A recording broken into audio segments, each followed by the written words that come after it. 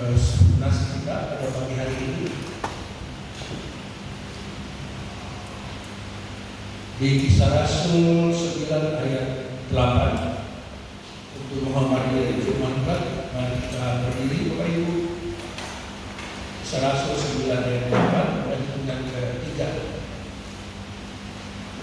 1, 2, 3. Saulus bangun dan berdiri, lalu membuka matanya, tetapi dia tidak dapat melihat apa-apa, dan mereka harus menuntut dia masuk ke Damsik. Amin. Silakan duduk Bapak Ibu. Jemaat yang dikasihi Tuhan, pada pagi hari ini khotbah saya kami judul melihat tetapi bukan. Kisah Rasul 9 ayat 8 ini bagian dari Kisah Para Rasul 9 ayat 1 sampai 19 dan berikut Saulus bertobat. Dan ini berkisah tentang pertobatan yang sangat penting dari Saulus yang sangat spektakuler di dalam kehidupan manusia yang percaya. Di sepanjang sejarah inilah kisah yang spektakuler dalam pertobatan, sehingga Lukas itu sampai menulis 3 kali di dalam Kisah Para Rasul tentang pertobatan ini. Saya percaya bahwa Bapak Ibu sudah sering dengar dengan kisah ini, sering diceritakan di sekolah minggu, cerita-cerita itu, dan biasa jadi pelajaran sekolah minggu. Tetapi pada pagi hari ini dengan bimbingan Roh Kudus, saya ingin melihat dalam sisi lain dalam cerita ini, yaitu dalam proses dan dampak dari pertobatan Saulus, agar pertobatan itu menjadi bukti penting bagi kasih Tuhan yang amat besar dan tidak berubah bagi kita yang percaya dan setia, dan tidak hanya berlaku buat Saulus tetapi juga berlaku bagi kita. Amin. Jemaat yang dikasihi Tuhan, sosok Saulus memang sosok yang istimewa. Kita harus kenal dulu siapa dia Saulus. Dalam Filipi 3 ayat 5 di situ ada autobiografi Saulus, Bapak bisa baca sendiri di rumah nanti. Dan Saulus dilahirkan dan dibesarkan di Tarsus, sekarang di Turki. Dia keturunan Yahudi, suku Benyamin, dan yang luar biasa dia juga warga negara Romawi dari ayahnya. Dan salah satu catatan yang penting di firman Tuhan bahwa Saulus adalah murid terbaik dari seorang profesor Taurat yaitu Gamaliel. Gamaliel ini walaupun dia guru, tetapi dia yang tidak menanamkan fanatik untuk menganiaya murid Yesus. Justru bukan Gamaliel. Gamaliel ini hanya memberikan ilmu tentang Taurat. Malah Gamaliel ini di dalam sidang agama Sanhedrin dia mengatakan jangan menganiaya murid Yesus. Justru Gamaliel ini melarang. Tetapi karena kehidupan lingkungan Saulus di dalam kelompok Farisi, kelompok yang fanatik, itulah yang membuat Saulus begitu membenci murid-murid Tuhan Yesus yang saat itu disebut sebagai sekte jalan Tuhan, dianggap sebagai bidan atau sekte sesat. Karena semangat muda, karena intelijensianya, maka Saulus dalam kelompok Sanhedrin agama, dia dipilih jadi tokoh penting di dalam pengejaran penganiayaan murid Yesus.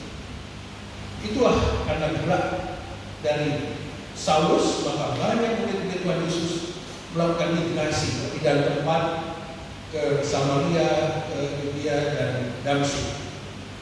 Dan jemaat yang dikasihi Tuhan dengan semangat menggebu-gebu, menganiaya, menyiksa, menangkap, bahkan membunuh pengikut Tuhan Yesus, maka Saulus menjadi poin penting dalam mahkamah agama Sanhedrin di Yerusalem, sehingga dia lebih merasa menjadi pemenang, kesombongannya semakin tinggi. Dia malah meminta surat rekomendasi untuk menangkap pelarian-pelarian anak-anak Tuhan ke arah Damsik, atau yang disebut sekarang adalah Syria, Damaskus di sini. Nah, di dalam proses itulah dia memperoleh privilege surat dari Mahkamah Agama Sanhedrin dari Yerusalem untuk dibawa ke mahkamah agama di Damsyik. Luar biasa. Antara Yerusalem dan Damsyik jaraknya sekitar 220 km. Damsyik letaknya di utara. Dalam waktu 1 minggu perjalanan mereka berkuda. Saulus akan memberikan tugas bagi teman-temannya, dan teman-temannya juga bukan mahkamah agama, anggota mahkamah saja, tapi juga pasukan yang sangat bengis. Dia akan melihat pengikut-pengikut Tuhan Yesus di mana saja akan ditangkap. Setelah ditangkap, maka tawanan itu akan dibawa ke Yerusalem, dimasukkan tahanan di sana. Kenapa? Saulus akhirnya dalam perjalanan menjelang kota Damsyik, Saulus dijamah oleh Tuhan. Kenapa mesti jauh-jauh ke Damsyik? Kenapa tidak di Yerusalem saja? Saulus harus dijamah Tuhan. Ternyata baik, setelah saya belajar firman Tuhan, itulah pola Tuhan kita. Dalam setiap memilih orang-orang pilihan, dia harus menjadikan dia kudus, kodes atau set apart. Set apart itu dipisahkan, seperti di Roma 1 ayat 1 dan di 1 Petrus 2 ayat 9, bahwa kekudusan dasar seseorang untuk dipilih Tuhan untuk memberitakan terang kemuliaan, sehingga dia begitu dipisahkan jauh ke kota Damsyik.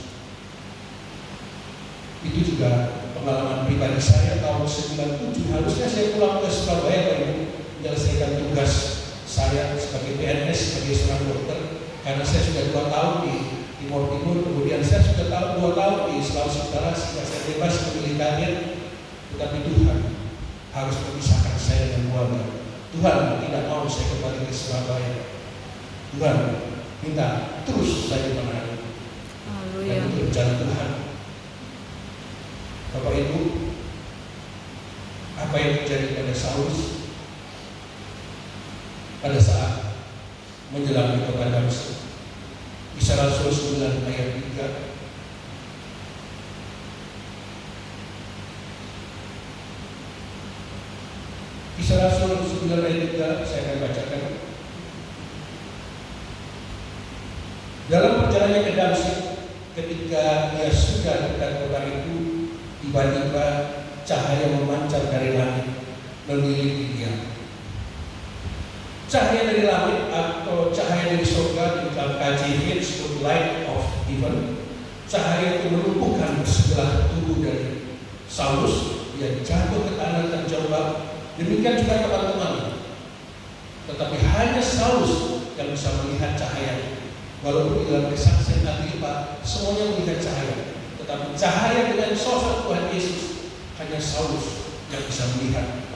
Cahaya itu masuk ke dalam matanya, dan cahaya itu bagaikan impuls kuasa Roh Kudus masuk ke dalam otaknya, dan cahaya itu meriset otak dari Saulus itu, sehingga memori kebencian, dendam, kejahatan terhadap Mesias bersama pengikut-pengikutnya itu dibilek, dimasukkan sampah. Itu kita lihat di Filipi 3 ayat 8, yang dahulu adalah sampah. Jadi kalau kita lihat komputer, kalau kita riset untuk menjadi upgrade yang terbaik, dia dimatikan dulu, ya.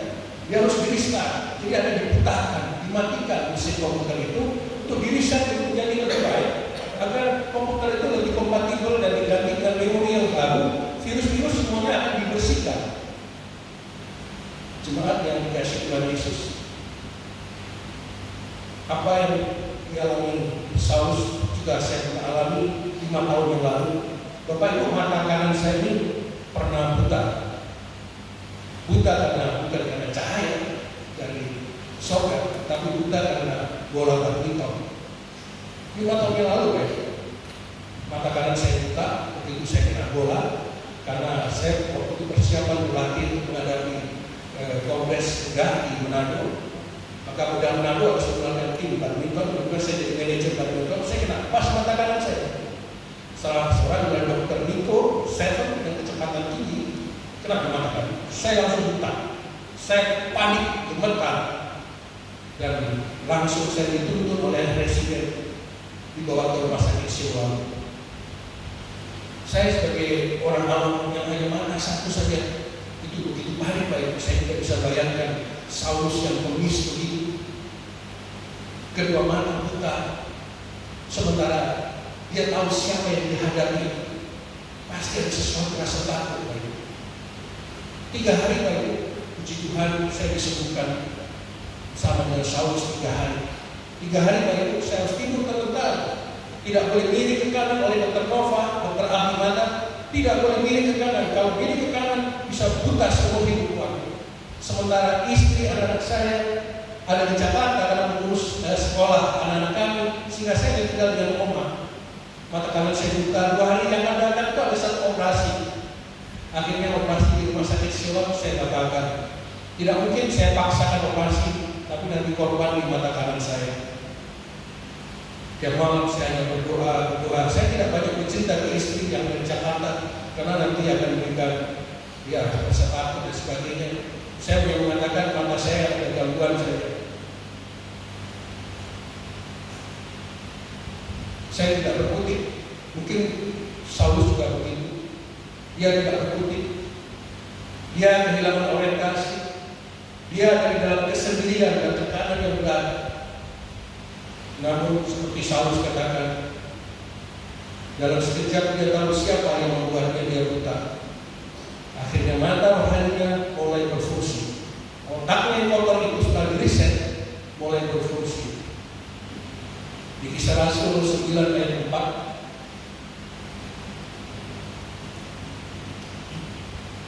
pada 4a, atau kita potong dengan kalimat ini, Saulus, kenapa engkau menganiaya aku? Kalimat menganiaya aku, khususnya dalam aku, adalah otoritas Tuhan yang besar untuk menyamar Saulus. Sebenarnya dianiaya kan murid-muridnya. Sebenarnya dianiaya adalah pengikut-pengikutnya, tapi justru yang dianiaya Yesus mengatakan, engkau menganiaya aku. Karena saya melihat Tuhan mempunyai program khusus untuk Saulus. Program inilah yang sudah didesain Tuhan yang begitu lama. Dan menganiaya aku adalah gambaran hati Tuhan. Bagaimana Tuhan masih berduka atas penganiayaan dari murid-murid Tuhan di Yerusalem, khususnya meninggalnya Stefanus. Kejadiannya 7 hari setelah Stefanus meninggal. Dan penganiayaan ini seperti di KJV mengatakan persekusi, tetapi di Alkitab CEV, versi CEV mengatakan itu kekejaman. Sedangkan di GE itu adalah mengganggu, sedangkan di NLV melawan. Jadi bukan hanya membunuh saja. Semua ajaran yang disampaikan oleh Tuhan Yesus pada murid-muridnya dianggap sesuatu yang sangat mengganggu, sangat melawan, sehingga harus dimusnahkan. Dan menurut Orthodox Jewish Bible OJB, maka penganiayaan itulah menjadi bagian dari penggunaan kitab Yesaya, yaitu Yesaya 6 ayat 8, pertobatan bagi orang pilihan Tuhan. Jadi Bapak Ibu yang dikasihi Tuhan, saat itulah dalam kelemahannya Saulus menerima tugas kerasulan yang pertama. Yang menarik, Saulus sudah merasa itu bagian dari tugas kerasulan yang pertama, yaitu perintah Tuhan untuk pergi ke Damsyik ke suatu tempat. Dan tugas itu segera dilakukan. Dia tidak melawan, dia tidak berargumentasi, tidak bertanya-tanya seperti halnya orang yang cerdas, pandai, yang berkuasa seperti itu. Dia menjadi orang yang penurut. Dan dalam kebukaannya, dia tinggal di rumah Yudas di Jalan Bulus. Dan apa yang dia lakukan seperti yang Tuhan saksikan. Dia berpuasa dan berdoa. Karakter Saulus menjadi Rasul Paulus mulai diubahkan. Tapi bukan berarti Saulus namanya menjadi Paulus. Saulus namanya pada saat pergaulan di dalam komunitas Yahudi, tetapi Paulus dalam komunitas Yunani dan Romawi namanya sama. Tetapi Rasul Paulus ini telah diubahkan Dan itu menjadi kesaksian Tuhan sendiri melalui penglihatan dari Ananias. Ananias adalah salah satu dari 70 murid Tuhan Yesus yang salah itu. Ada perubahan sikap dan perilaku untuk menunggu rencana Tuhan dengan segala sangka. Apakah saya mau dihukum? Bayangkan, pastikan saya telah menganiaya anak buah Tuhan, murid-murid Tuhan. Tuhan pasti menghukum saya. Tetapi Saulus ada respon di dalam kegelapan, ada respon di dalam pemberitaan, berpuasa, berdoa, dan dalam proses itu baik kita ingin tahu sebenarnya sudah berapa lamakah Saulus ini direncanakan oleh Tuhan. Apakah pertobatan itu berlangsung tiba-tiba atau mendadak? Tidak. Ternyata Tuhan telah persiapkan bisa rencana pertobatan sangat panjang dan sangat detail. Itulah Tuhan kita. Tuhan yang begitu detail, Tuhan yang menguasai ruang dan waktu. Dan itu diakui Saulus dalam suratnya kepada jemaat di Galatia. Galatia 1 ayat 15. Bahwa dipilih dalam kandungan ibunya oleh kasih karunia-Nya. Amin. Jemaat yang dikasihi Tuhan, sesungguhnya rencana Allah telah mencapai level puncaknya. Seperti yang saya katakan tadi. Kapan ini? Level puncak untuk perencanaan pertobatan buat Saulus. Ketika peristiwa kematian Stefanus, seorang yang penuh iman dan Roh Kudus, saat itulah di langit terbuka, kemuliaan Tuhan terlihat, dan Tuhan Yesus ada di sebelah kanan. Tidak mungkin Pak itu Tuhan Yesus tidak melihat Saulus yang ada di samping tubuh Stefanus yang akan memenuhi ajalnya. Tuhan Yesus pasti melihat, Allah Bapa pasti melihat, dan itu pasti menyedihkan, pasti menyakitkan. Di Kisah Rasul 7 ayat 55. Saat itulah wajah Yesus, pasti juga wajah Allah Bapa, sangat berduka melihat wajah Saulus di tempat itu. Dan wajah itu baru 1 minggu kemudian, itulah yang membuat kebukaan Saulus. Wajah yang sama.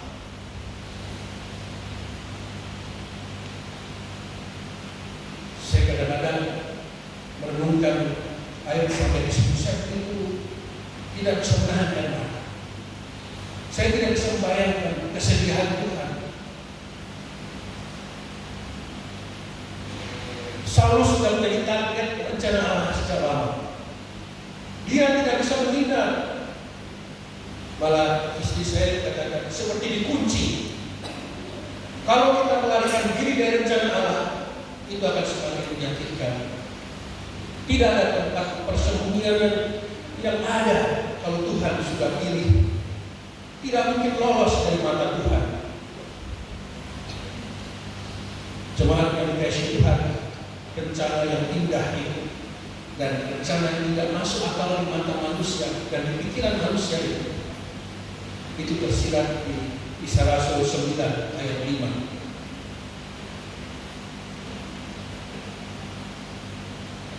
Jawab Saulus, siapakah engkau Tuhan? Katanya, akulah Yesus yang kau niaya itu. Bapak Ibu, saya dalam terjemahan baru ayat B-nya hilang. Justru 5B-nya itu yang sangat penting. Bapak Kepala bisa ditampilkan di KJV. Kalau di King James Version dan terjemahan asli Yunani yang ada. Mari kita pelajari, ini sangat menarik. Ini yang bilang Tuhan. Tapi saya tidak tahu mengapa di terjemahan baru itu justru dihilangkan. Itu statement Tuhan tentang pertobatan Saulus. Nah ini, it's hard for thee atau kamu to kick against the pricks. Di KJV ada di 5B, tetapi perjanjian baru tidak ada. dari Yunani, sklero, soi, pros, kontra. Jadi prix ini adalah galarangsa. Galarangsa itu apa? Itu kalau kita mengembalakan gembu atau gerbong untuk membaca, itu ada kayu kiri kanan ujungnya tajam. Dia harus diarahkan itu. Dia diletakkan di kiri kanan dari tubuh binatang itu supaya dia tidak kesana kemari, tidak bisa melawan. Kalau dia melawan, dia akan sakit.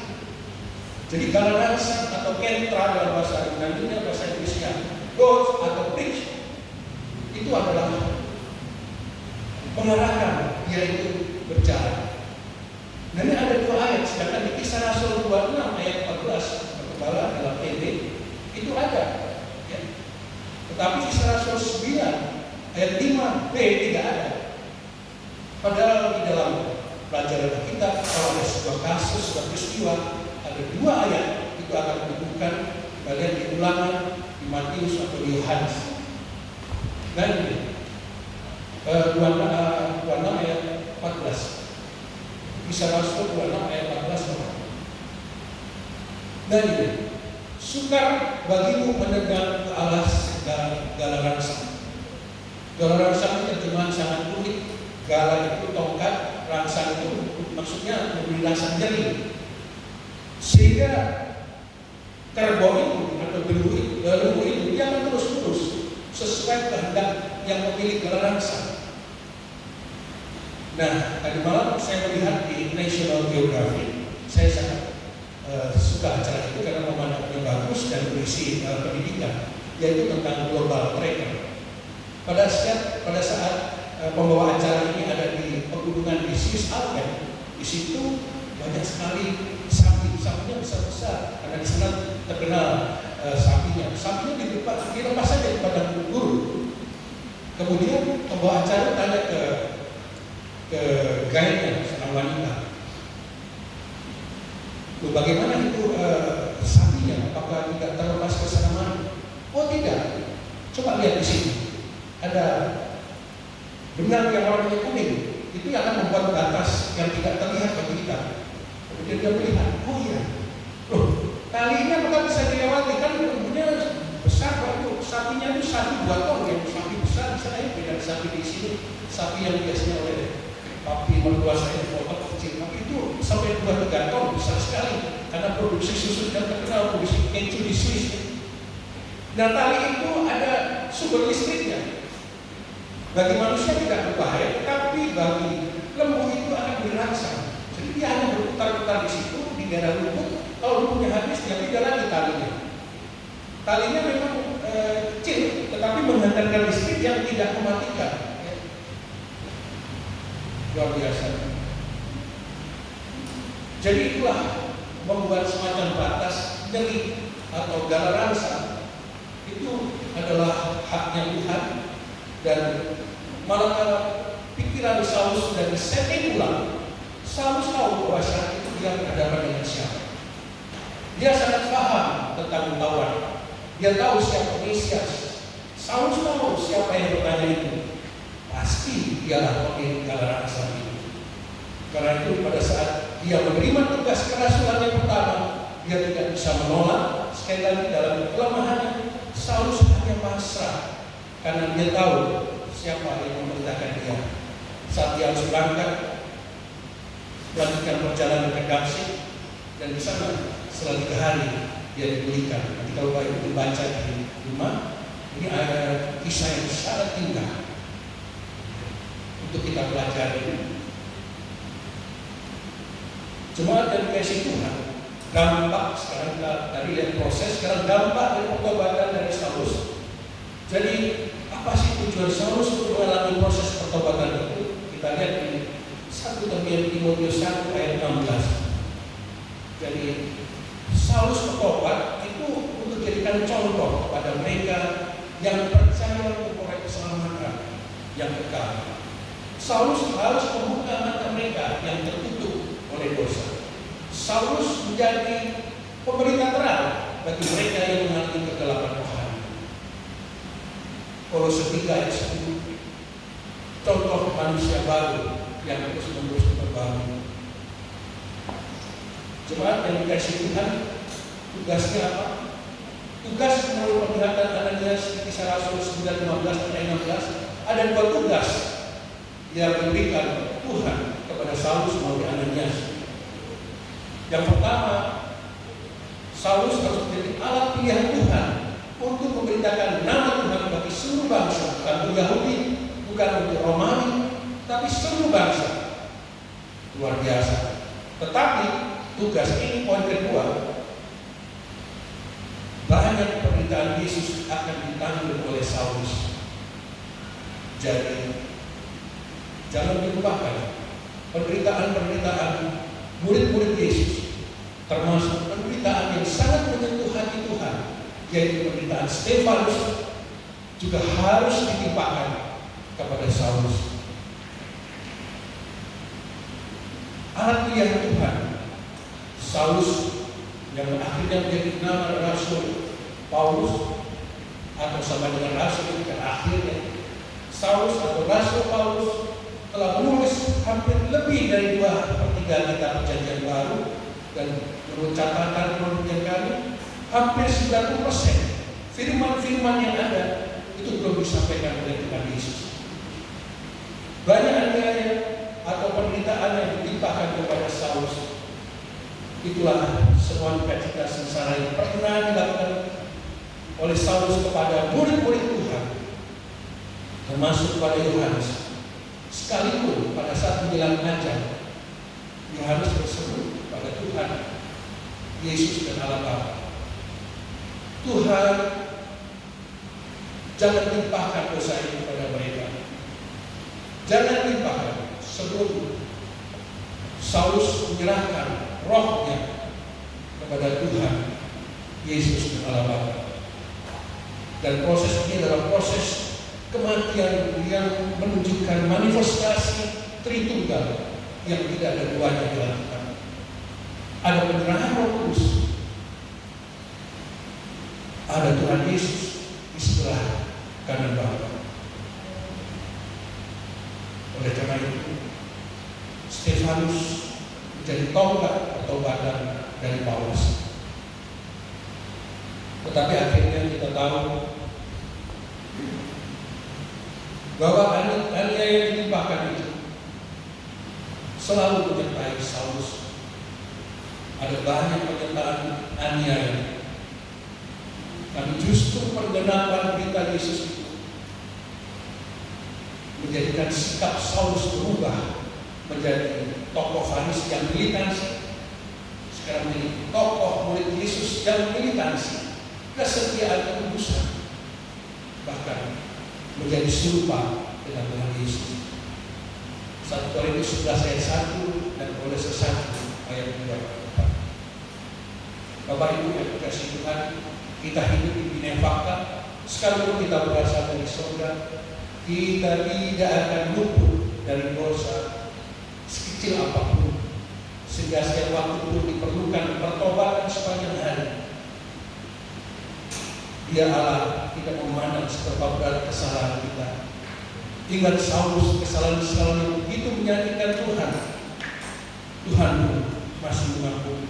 Ingat Daud, pembunuhan, rencana pembunuhan, persinahan menyakitkan Tuhan, dan pertobatan yang tulus itulah membuat Tuhan membuka tangan. Tuhan tidak melihat dosa kita. Kabar baiknya, Tuhan selalu membuka tangan untuk pertobatan kita. Haleluya. Amin. Itulah Tuhan kita. Tuhan yang berkasih dan sayang, bukan Tuhan yang pendendam. Jadi Bapak Ibu, mari kita selalu bertobat kesalahan kita, kesalahan sekecil apapun, maka Tuhan selalu mengawasi kita. Tidak ada kata terlambat dalam setiap pertobatan. Dan Bapak Ibu, jangan menolak atau jangan menghindar jika kita dilihat, dipilih melayani Tuhan. Kalau Bapak Ibu kebal sudah menuju baik melayani gereja, jangan menghindar. Lakukan bukan untuk manusia, tetapi untuk Tuhan. Amen. Sekecil apapun tugas yang diberikan oleh Bapak Ibu Gembala, karena begitu Bapak Ibu ditunjuk, maka sudah ada garam besar, sudah dipasang di tubuh kita, sehingga kita hanya fokus untuk pelayanan Tuhan. Mata Tuhan telah melihat pemilik kita bagaikan biji mata Allah. Ulangan 32 ayat 10. Biji mata itu apa? Biji mata bukan mata Tuhan, bukan. Biji mata itu pupil mata. Dalam bahasa Ibrani, keisen agin. Keisen itu pupil mata. Orang-orang mata yang hitam itu, dan agin adalah mata. Biji mata atau pupil itu bisa menunjukkan bahwa pasien ini hidup atau mati. Kalau pasien-pasien saya karena kecelakaan lalu lintas, mati, batang otak, itu pupilnya itu sudah tidak bisa bergerak kalau kita lampu. Dia akan melebar terus, dan nyawa manusia bisa diketahui di sini.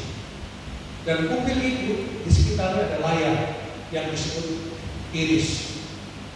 Nah, iris itulah sekarang menjadi identifikasi biometrik. Kalau kita harus paspor ke Amerika atau kemana, itu bukan hanya sidik jari sini, sidik jari ini gampang dipalsukan, dan kadang-kadang bisa sama. Tetapi iris yang menjadi tabir dari orang-orang mata tadi, biji mata, itu tidak bisa dipalsukan. Walaupun saudara kembar, pasti ada beda. Dan teknologi sudah sejauh itu untuk biometrik. Baik Bapak Ibu, Tuhan terus akan mengawasi dan menjaga orang-orang yang dipilih dan dikasihnya. Mata Tuhan tidak terbatas. Sebelum kita akhiri pada ini, khotbah ini, ada kabar baik. Apapun keadaan kita, termasuk nyawa kita, adalah berharga di mata Tuhan. 1-2 Kita bersyukur mata Tuhan terus memandang, mengawasi kita.